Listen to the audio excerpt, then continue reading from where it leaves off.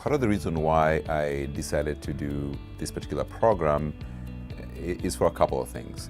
After having been in the industry for such a long time, there are certain things that either over time get better or tools that become more sophisticated and then you have to catch up with them. Right now, I feel more confident about explaining certain things. I feel more prepared about having conversations around certain concepts that are very difficult to explain. The instructors, I would say that the biggest difference is that they care.